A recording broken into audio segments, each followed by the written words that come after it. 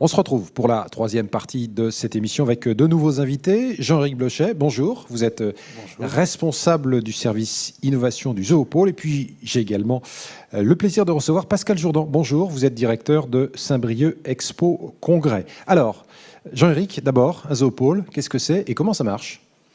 Alors, le Zoopôle est un technopôle qui est basé à Saint-Brieuc, à quelques kilomètres au sud de Saint-Brieuc, et qui est un lieu où l'on va retrouver à la fois un secteur de recherche, un secteur dédié à la formation, et également une activité économique avec une forte implantation d'entreprises.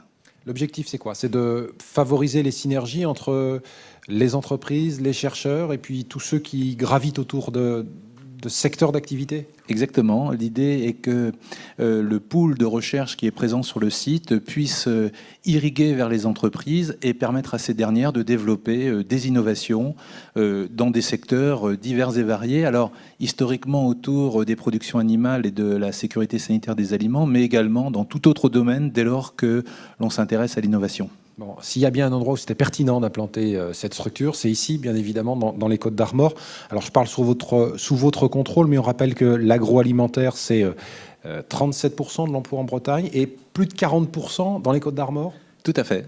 C'est l'un des socles, sinon le premier socle de l'économie bretonne, avec un très fort appariement entre le secteur agricole et le secteur agroalimentaire, puisque l'agroalimentaire breton à plus de 80%, s'exprime dans le domaine des productions animales, c'est-à-dire dans le secteur des viandes, des produits carnés, mais également de l'industrie laitière et également dans le domaine de l'alimentation animale. Donc un poids lourd majeur de l'économie régionale. Bon, ça c'est pour le cadre, j'allais dire Jean-Éric Blochet. Maintenant, on va rentrer dans le concret avec vous.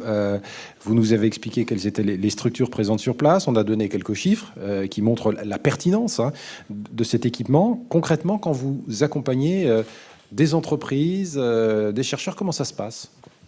Eh bien, d'abord, c'est une aventure humaine, c'est-à-dire que on vit dans un monde où, si vous voulez, la très forte spécialisation des personnes les conduit généralement à vivre dans des univers où, s'il n'y a pas de maillons transversaux pour les faire se rencontrer, ils peuvent vivre les uns côté des autres sans forcément beaucoup partager.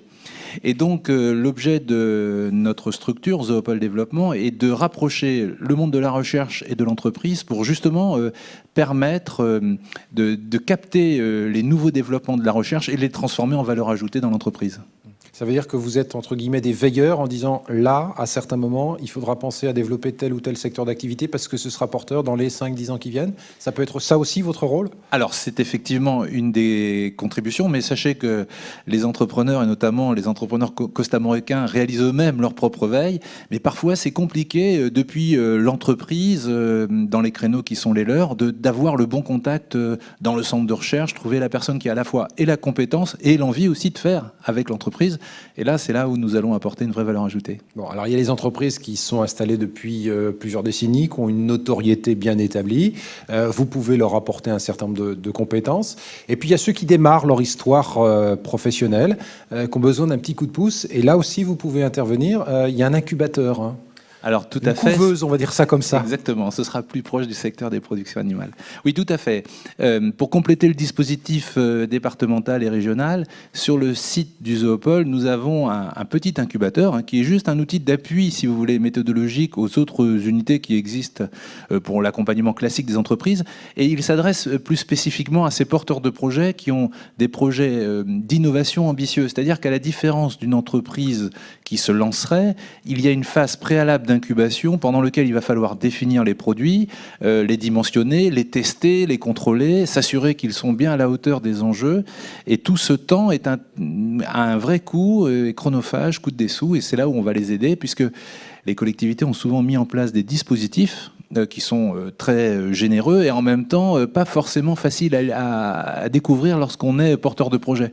Et c'est là où on va intervenir pour faciliter ces mises en relation et accéder à ces ressources qui permettent sur le territoire de voir le démarrage de belles histoires. Oui, et puis le développement de ces entreprises, il est parfois un peu long parce qu'on est sur de la recherche. Les retombées ne sont pas immédiates, donc il faut notamment développer sa notoriété et puis être épaulé là pendant quelques temps pour pouvoir démarrer dans de bonnes conditions. C'est exactement ça, et c'est vrai que c'est un défi compliqué pour les porteurs de projets. Souvent, ils arrivent en venant nous voir avec une excellente idée technique, et puis ils sont peut-être un petit peu plus loin de la réalité du marché. Vous savez, finalement, c'est pas parce qu'un produit est génial en soi que les gens vont se jeter dessus, hein. Il y a tout un temps de pénétration du marché, et c'est là aussi où on va un petit peu les aider pour qu'ils dimensionnent des projets peut-être mieux marketés, et puis aussi pour les accompagner dans ces démarches commerciales où nos techniciens et nos ingénieurs sont parfois un petit peu, ont un peu sous-estimé le travail qu'il reste à faire pour pouvoir vendre. Alors vous parliez des collectivités, vous accompagnez aussi, bien évidemment, hein, parce que c'est un outil au service du développement du territoire. Exactement. Ça, c'est important de le rappeler. Hein. Tout à fait. L'idée, le calcul est simple. C'est si l'on met quelques centaines, quelques milliers d'euros sur la table au lancement d'un projet de ce type-là, en accompagnant le porteur de projet, ça va se traduire par des emplois qualifiés qui vont être recrutés dans cette entreprise, et puis aussi de la valeur ajoutée sur le territoire. Nous avons un certain nombre de petites pépites qui sont aujourd'hui des leaders mondiaux dans leur domaine et qui ont commencé comme ça, en frappant un jour à la porte, et avec une excellente idée, pas beaucoup de moyens, et puis petit à petit, l'histoire s'est consolidée. Oui, mais parce que vous avez pu les accompagner, effectivement. Alors, il vous reste, on peut encore venir chez vous, il y a encore de la place? Il y a toujours de la place pour les bons projets, les bons porteurs, donc il n'y a aucun souci. Bon, dernier point, Jean-Eric Blochet, mais c'est important de le rappeler, vous avez ici à Saint-Brieuc des spécialistes. Alors on va prendre un cas concret qui a défrayé la chronique.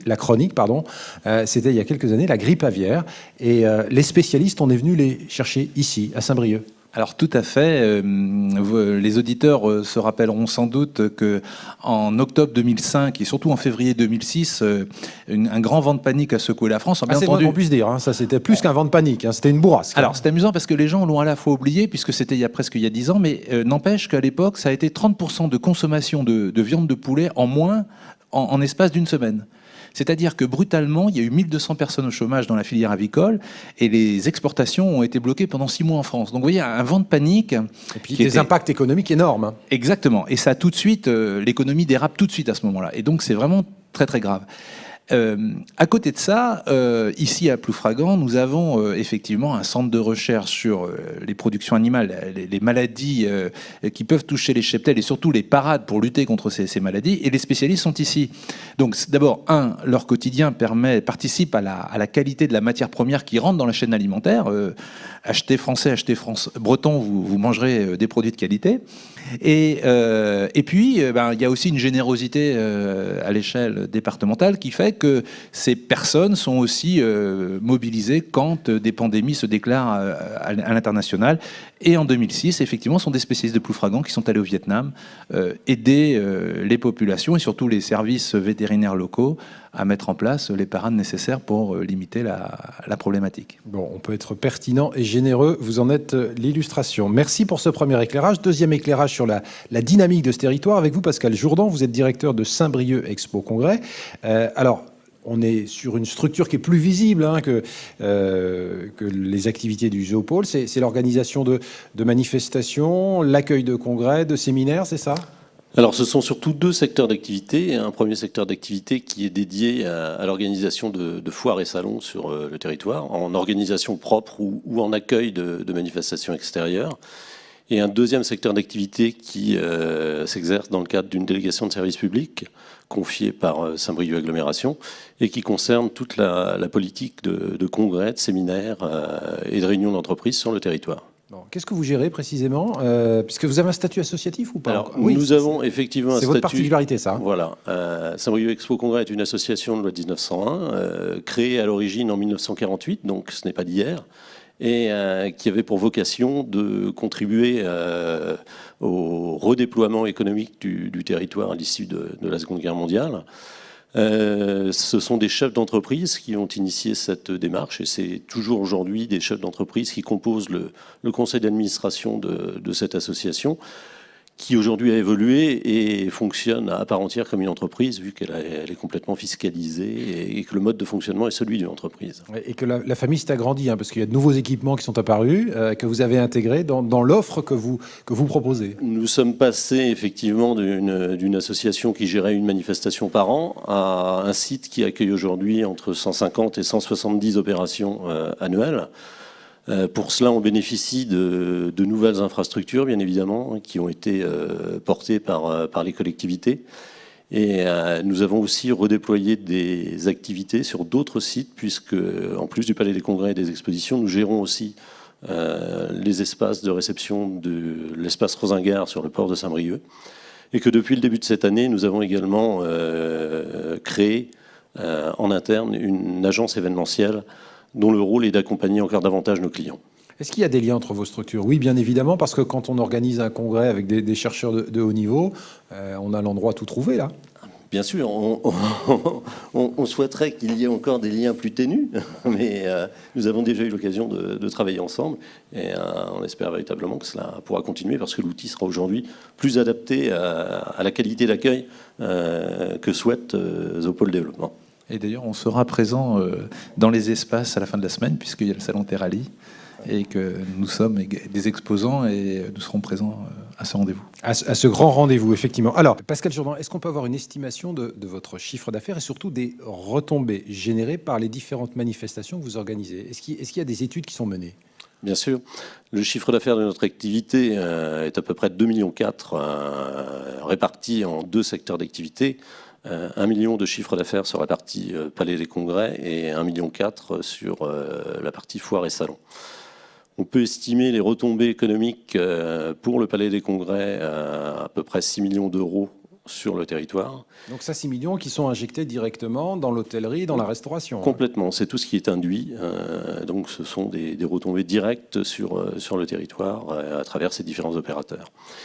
Et nous avons également des estimations sur la partie foire et salon, pour laquelle on estime qu'on est à peu près sur des retombées à hauteur d'une trentaine de millions d'euros pour le territoire. Bon. Comment arrive-t-on à se différencier de vos concurrents? Parce qu'il n'y a pas d'autre terme. On sait que dans toutes les villes d'une certaine importance, il y a un centre de congrès, un palais des congrès. Qu'est-ce qui fait la force de Saint-Brieuc Expo Congrès? Alors je pense que c'est avant tout la qualité de nos infrastructures qui nous permettent aujourd'hui de nous démarquer de manière très importante d'un point de vue concurrentiel, étant donné que nous sommes le seul palais des congrès breton intégré dans un parc des expositions, ce qui nous donne une valeur ajoutée extrêmement importante dans l'organisation de manifestations avec un besoin en exposition, comme les congrès nationaux par exemple. D'autre part, on pratique une politique de prix qui nous paraît tout à fait pertinente pour justement être attractif sur le territoire, tout en ayant une qualité de service en permanence remise en cause. Donc ce sont des points qui nous paraissent importants.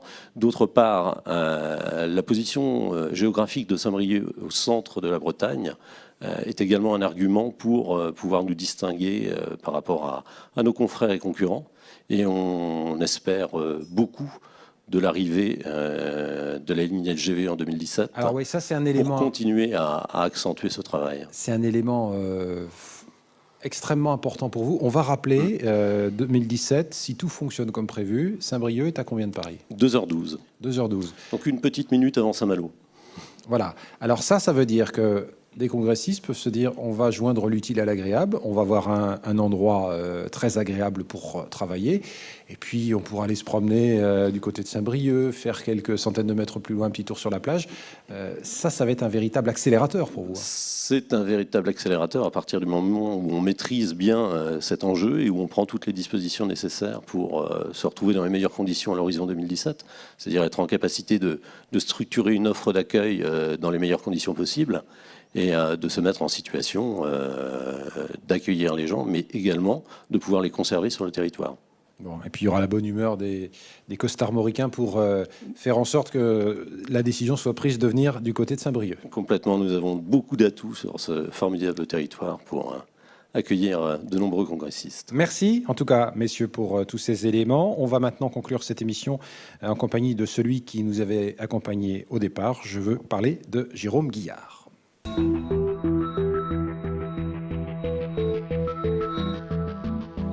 Allez, on conclut cette émission en compagnie de Jérôme Guillard. Alors, pour terminer, plusieurs termes à retenir: former, exporter, innover. D'abord, former. On est dans un établissement où, on l'a vu, on développe des compétences au service des entreprises du territoire. Alors on l'a bien vu, et c'est avec beaucoup de fierté que cette émission traite de l'aéronautique, un secteur d'activité finalement peu connu de l'extérieur, peut-être même d'ailleurs des costards américains. Donc on espère que cette émission va leur permettre de découvrir cette filière d'excellence. Et en effet, dans une filière d'excellence, la formation est un élément essentiel. Nos chefs d'entreprise nous l'ont dit, il faut à la fois trouver des gens compétents et pouvoir recruter. C'est ce qui fera demain la capacité de ces entreprises à se développer sur ce beau territoire. Ouais, et ils ont de belles perspectives de développement, notamment dans le domaine de l'aéronautique, avec notamment toutes ces commandes autour du Rafale, avec un chef d'entreprise qui nous dit « Moi, j'ai des commandes pour les 4 années qui viennent ». C'est une excellente nouvelle. Alors exporter aussi, on en a beaucoup parlé au cours de cette émission. Alors l'exportation, c'est un facteur très important de différenciation des entreprises qui se développent et qui réussissent. C'est aller se frotter à des marchés extérieurs plus compliqués. Et quelque part, devant cette complexité, a priori, on renforce le cœur de l'entreprise et on renforce sa capacité à investir et à innover, qui est l'autre élément que vous avez, que l'on cite. Ouais, alors l'innovation, on en a beaucoup parlé dans cette émission, et on a bien compris que c'était un élément sur lequel les chefs d'entreprise souhaitaient s'appuyer pour poursuivre leur développement. Exactement. Exporter, innover. L'innovation a toujours été un élément de différenciation des entreprises. Alors, il faut savoir investir, il faut savoir partir de la recherche fondamentale pour aller à la recherche appliquée, et puis ensuite trouver des moyens de faire de la recherche-développement au sein des entreprises. Le témoignage des 3 chefs d'entreprise était relativement intéressant là-dessus. Et puis, je ne manquerai pas de faire le lien avec le Zoopôle, dans un tout autre domaine d'activité qui, lui aussi, est un outil au service du monde agroalimentaire pour rechercher, innover et là encore différencier les entreprises et différencier le territoire. Bon, vous parliez du Zoopôle, on pourrait aussi parler de Saint-Brieuc Expo Congrès, de cet établissement qui nous accueille, cette UIT de Saint-Brieuc. On a bien compris que là, il y avait un certain nombre d'outils qui allaient permettre au territoire de se développer, d'être dynamique. Et finalement, j'allais dire qu'on est dans la droite ligne de la philosophie des Oscars. Exactement, c'est porter des secteurs d'activité, porter des chefs d'entreprise, porter des initiatives. Là, on a vu une filière, l'aéronautique, et 2 outils, Zoopôle et le Parc Expo. C'est des éléments de fierté, je pense que pour les costards américains, pour les chefs d'entreprise, à nous collectivement de les utiliser, de les faire connaître et de pousser la Bretagne, et derrière la Bretagne, les Côtes d'Armor, parce qu'évidemment, on est un petit peu chauvin. Vous avez raison de l'être. Allez, plus sérieusement, on se retrouve en octobre du côté de Guerlédan pour parler, c'est logique, d'énergie et de tourisme. Ce sera l'autre rendez-vous ou le prochain rendez-vous des Oscars. Exactement, bien Guerlédan, un site qui est magnifique, qui fait aujourd'hui la une de l'actualité par rapport à sa situation. Il y aura aussi un haut lieu cet été à Guerlédan, parce que ce n'est pas seulement le lac, ce sera aussi une belle arrivée du Tour de France. Et puis on aura ce plaisir de se retrouver au mois d'octobre ensemble pour parler de tourisme et d'énergie. Merci à vous. Cette émission est maintenant terminée. Merci à tous ceux qui ont participé. Puis merci à vous également, les téléspectateurs d'Armor TV, pour votre fidélité.